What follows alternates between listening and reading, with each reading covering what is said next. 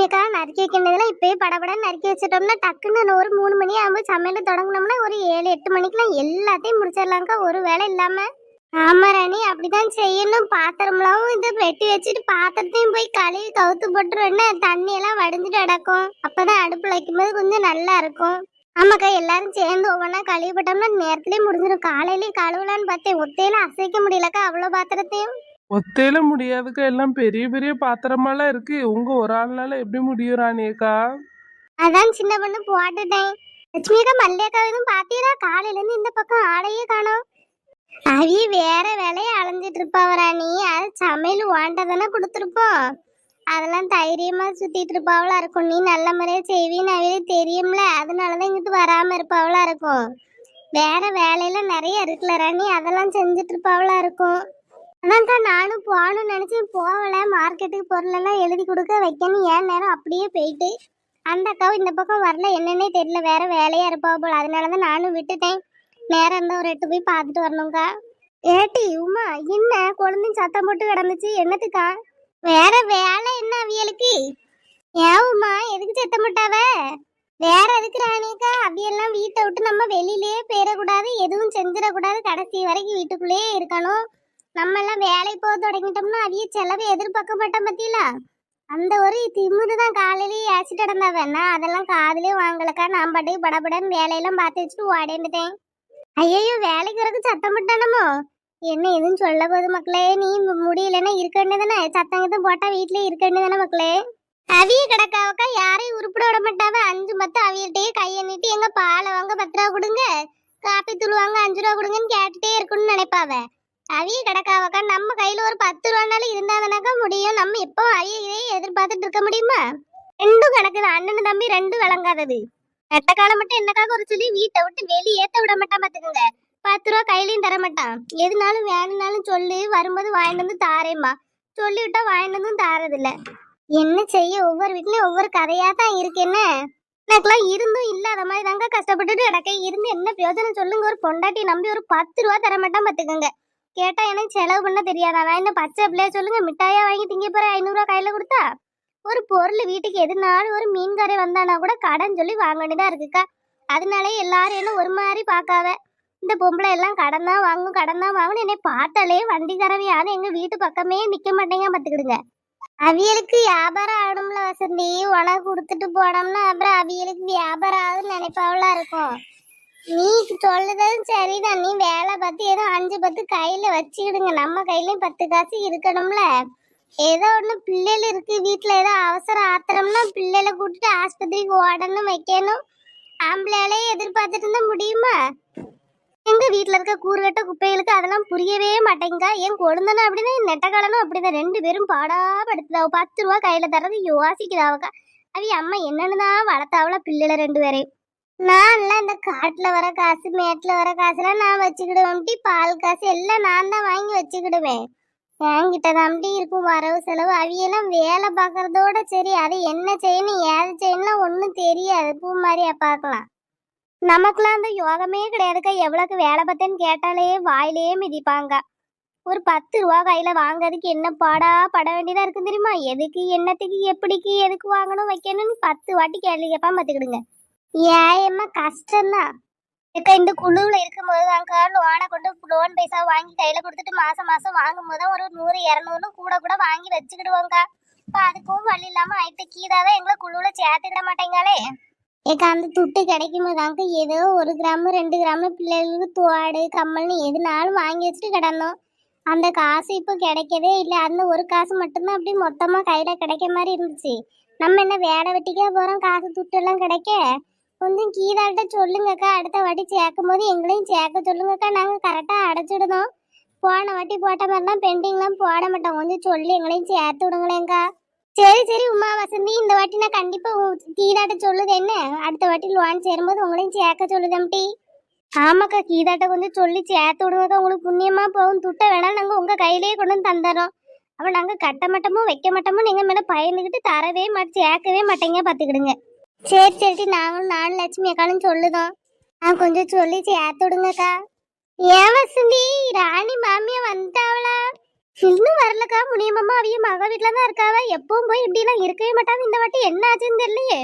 அவங்கள போய் இவ்வளவு நாள் இருந்துகிட்டாவ என்னன்னு தெரியலக்கா. இன்னும் வரவளா இல்ல, இன்னும் அங்கதான் இருக்காவ. அதனாலதான் ஊரு சத்தமே இல்லாம அமைதியா கிடக்கு. ஏன் சின்ன பொண்ணு? ஆமாக்கா, நீங்களே யோசிச்சு பாருங்க. இங்க இருந்துச்சுன்னா யார்ட்டையாவது வம்பிழுத்துட்டு திரியுங்க. ஒன்னாரு ஆணைய காட்ட வம்பிழுக்கும், இல்லைன்னா ருக்கா மாட்டேன் மீனை மாட்டேன்னு ஒவ்வொரு ஆள்கிட்டயா வம்பிழுத்துட்டு அலையும். ஊர் எப்போ பார்த்தாலும் சத்தமாவே தாங்க கிடக்கும். இப்போ ஆள் நான் ஒரு மாசமா இந்த பக்கம் இல்லை பத்தியில அமைதியா கிடக்கு பார்த்துக்குங்க. அந்த வழியில போகும்போதே ஒரு சாந்தமா இருக்குக்கா. இல்லைன்னா அந்த வாசல்ல உட்காந்துக்கிட்டு போற வாரவிலாம் திட்டுக்கிட்டு போறன்னு பேசிக்கிட்டு தான் இருக்கும் பார்த்துக்கிடுங்க. ஆள் இல்லாம ஏரியாவே அமைதியா கிடக்கு. இவன் நல்லா பேசல வசந்தி. போன் பட்டு கேட்க வேண்டியதானே? இல்லக்கா, இப்பெல்லாம் நான் பேசதே இல்லக்கா. முன்னதான் நல்லா பேசிட்டு இருந்தேன். ஒரு மாதிரி பாவமா தெரியுமா, அதனால பேசிட்டு அலைஞ்சேங்க்கா. இப்பெல்லாம் பேசல. அவி எப்ப பார்த்தாலும் சண்டை போட்டு எதுவும் பண்ணிட்டே இருக்கனால எனக்கு பிடிக்க மாட்டேங்குக்கா. முன்ன மாதிரிலாம் சண்டைக்கும் புறணி பேசுறதுக்கெல்லாம் நான் போறதே இல்லக்கா. எனக்கு சண்டைன்னு கேட்டாலே பயமா இருக்கு. அதான் அப்படியே ஒதுங்கிட்டேன். அவிய என்னமோ செஞ்சுட்டு போட்டேன்னு இப்பெல்லாம் சரியா பேசதே இல்லை முனியம்மா கூட. அப்படிதான் வசந்தி இருக்கணும். கொஞ்சம் மறைச்சு ஒளிச்சு அப்படிதான் இருக்கணும். அங்க சொல்லுறதை இங்க சொல்லிக்கிட்டு, இங்க சொல்லுறதை அங்க சொல்லிட்டு இருந்தோம்னு வைவேன், யாருமே நம்மள நம்ப மாட்டாவட்டி, பிறகு சேரவே மாட்டாவ நம்ம கூட. இப்பெல்லாம் அந்த மாதிரி யார்ட்டையும் எதுவும் சொல்லுததே இல்லக்கா. ஏன் வேலை உண்டு நான் உண்டு நம்ம பாட்டு போயிடுறது. ஏக்கா, இந்த உள்ளியெல்லாம் எங்கக்கா வாங்கினியா? உள்ளி வெளுத்துள்ளியெல்லாம் பாருங்க நல்லதா இருக்குக்கா. இப்படி பல பழம் கண்ணாடி மாதிரி மின்னுது பாத்துக்கோங்க. பல்லாரியெல்லாம் 2 பல்லாரி வெட்டி போட்டா போதும் போல. ஒரு கூட்டுக்கு ஒரு பல்லாரி 1/2 கிலோ வரும் போல. அவ்வளவு பெருசா இருக்கு. நல்லா இருக்கேக்கா. எங்கக்குள்ள வாங்கினாவா அண்ணே? தெரியலையுமா, மார்க்கெட்ல தான் போய் வாங்கினாவ. எந்த கடை என்ன ஏதுன்னு தெரியல. சொல்லி விட்டேன், லிஸ்ட் எல்லாம் போட்டு கொடுத்துட்டேன். அவைய தான் வாங்கினாவே. நல்லெண்ணெய் வாங்க மறந்துட்டாவிட்டு மறுபடியும் போக சொல்லியிருக்கேன். வந்தா கேட்போம் என்ன? கேட்கணுங்க. நல்ல கண்ணாடி போல கிடக்கு பாருங்க. சரிம்மா, வரட்டும் கேட்போம். சரி சரிட்டி, பேச்ச நிப்பாட்டி டக்கு டக்குன்னு வேலையை பாருங்க. அப்பதான் வேலை முடியும். நம்ம பாட்டு பேசிட்டே இருந்தோம்னா பேசிட்டே இருப்போம். காலையில வெள்ளனோடி அந்த அக்கா வீட்டுல ஃபங்க்ஷன்லையும் போய் ஏதாவது வேலை பார்த்து கொடுக்கணும்ல. ஒத்தையில ஏதாவது செஞ்சுட்டு கிடக்கும். நம்ம போனாதான் எதுவும் அந்த பிள்ளைல பார்த்துக்கிட வைக்கவே ஏதாவது செய்ய முடியும். ஆமாக்கா, ஆமா. ஏக்கா, மல்லியாக்கம் பேரனுக்கு நீங்கெல்லாம் சேர்ந்துதான் நகை எடுத்து பொட்டிக்கலாமேக்கா. மல்லியாக்கா எல்லாத்தையும் சொல்லிட்டு இருந்தாவ. எங்கள்கிட்ட எல்லாம் ஒரு வார்த்தை கூட சொல்லல பத்தியில. எங்களையெல்லாம் சேர்க்கவே இல்லை. ஐயய்ய, அப்படியெல்லாம் இல்ல வசந்தி. சொல்லக்கூடாதுன்னா ஒண்ணும் இல்ல. நாங்க திருதிப்புன்னு அந்த அக்கா ஒரு நாள் சொல்லி அழுதாவளா. அந்த பிள்ளை வீட்டுல இருந்து வந்து இவ்வளவு பவுன் போடணும் வைக்கணும்னு ஒரு மாதிரி இழிவா பேசிட்டு போச்சு அவிய மாமியாக்காரி. அதுல இருந்து ஒரு மாதிரி அந்த அக்காவும் அங்க கடன் வாங்கணும் இங்க கடன் வாங்கணும்னு புலம்பிட்டு இருந்துச்சு. மனசு கேட்கலட்டி. அதான் முடிய மாட்டேன். நம்ம ருக்க மாட்ட சொல்லி என்னென்ன செய்வோன்ட்டு நாங்க ஆளு கொஞ்சமா போட்டு செஞ்சோம். அப்பதான் குழுவுல கொஞ்சம் பத்தலேன்னு குழுவுல கேட்டதுதான். அப்ப பாத்திமாலும் கீதாலும் தாரேன்ட்டாளுவ. அதோட நிறுத்திட்டோம்ட்டி. மற்றபடி சொல்லக்கூடாதுன்னா ஒன்றும் இல்லை. சரி சரிக்கா. மல்லியாக்கா நல்ல சந்தோஷமா சொல்லிட்டு இருந்தாவ. நான் ஒன்றுமே செய்யலை. இவியலே எல்லாரும் சேர்ந்து வாங்கிட்டாவ வச்சுட்டாவ. இவ்வளோ சொந்தம் கிடைச்சதே எனக்கு பெரிய வரம் வைக்கணும்னு சொல்லிட்டு இருந்தாவக்கா. அப்பதான் எனக்கு தெரியும். அதுக்கு முன்னாடிலாம் ஒன்றும் தெரியாதுக்கா. நீங்கள் தான் வாங்கியிருக்கிய வச்சிருக்கேன்னா எனக்கு எதுவும் தெரியாதுக்கா. இல்லை வசந்தி, யார்ட்டையுமே சொல்லலை. அந்த அக்கா ஒரு மாதிரி சங்கடப்படக்கூடாது பற்றி, அதனால யார்ட்டையும் நாங்கள் சொல்லலை. தெரியாம தான் வாங்கி கொடுத்தோம். அந்த அக்கா தான் எல்லாத்தையும் சொல்லுவாங்க போல. உண்மையாவே உங்களுக்கு எவ்வளவு பெரிய மனசுக்கா. நீங்க எல்லாரும் சேர்ந்து இவ்வளவு பெரிய விஷயம் செய்திய. நம்ம வீட்டுக்குள்ளேயே 10 ரூபா கையில கொடுக்கறதுக்கு பாடா பட வேண்டியதா இருக்கு. நீங்க அடுத்த வீட்டு வரைக்கும் இவ்வளவு யோசிச்சு செய்தியலக்கா எல்லாரும் சேர்ந்து. உண்மையாவே இதெல்லாம் பாராட்டக்கூடிய விஷயம் தாங்க. என்ன செய்ய, நமக்கு சொந்த பந்தம் இல்லையே நம்ம புலம்பிட்டே இருந்தா முடியுமா? நம்ம தான் ஒரு ஆளுக்கு ஒரு ஆள் மாத்தி மாத்தி உதவிட்டு இருக்கணும். வேற என்ன செய்ய உமா? நான் பிள்ளை பெத்து வந்து கிடப்பேன் பத்துக்க. எங்க மாமியாரெல்லாம் அதெல்லாம் கண்டுக்கவே கண்டுக்காதட்டி. அது பாட்டுக்கு வயல்ல போய் அங்கனே இங்கனே உட்காந்துக்கிட்டு வரும் பத்துக்க. நானே ஒத்தாள இருந்துச்சா சோறாக்கி பொங்கி வைப்பேன். அப்ப இந்த மல்லி அக்கா தான் பிள்ளை எல்லாம் வந்து கொஞ்ச நேரம் எடுக்க வைக்கன்னு செய்வாவ. நம்ம ருக்காமலும் நல்ல உதவியா இருப்பாவ பாரு. அந்த செஞ்ச நன்றிலாம் நம்ம ஒரு நாளும் மறக்க கூடாது பத்தி இப்பவும் என் மனசுல இருக்கு. நம்மளுக்கு ஒரு உதவின்னு சொல்லும் போது வந்து நிக்கும் போது நம்மளும் திருப்பி செய்யணும் இல்லாட்டி. ஆமா ஆமாக்கா. அதுவும் இல்லாம நான் வீட்டை விட்டு வெளியில வந்து கஷ்டப்பட்டப்ப யாரு வீடெல்லாம் சும்மா கொடுப்பாவ சொல்லு? ருக்கமலை இப்ப வரைக்கும் வாடகவே வாங்க மாட்டேங்க அவ தெரியுமா? வற்புறுத்தி எவ்வளவுதான் கையில கொண்டு கொடுத்தாலும் வாங்கவே மாட்டாவட்டி. அவிய வீடு கொடுத்தாவ. லட்சுமி அக்கா தான் என்ன 10 நாள் அவைய வீட்டுல இருந்து அரவணைச்சாவ. மல்லி அக்கா வீட்டுல உள்ள பாத்திரம்லாம் கொடுத்தாவ. சின்ன பொண்ணு கேட்கறதுக்கு முன்னாடியே துட்டு எடுத்துட்டு வந்து கொடுத்தா.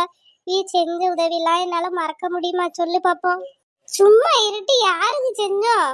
பெரிய என்னமோ மழைய தந்த மாதிரி சொல்லி காமிச்சிட்டு இருக்கியே, சின்ன சின்ன உதவி தானே செஞ்சோம். என்ன பொறுத்தளவுக்கு அது மழை தான் சின்ன பொண்ணு. சரி போதும் போதும்க்கா, விடுங்க. சரி வேலையை பாருங்கட்டி, முடி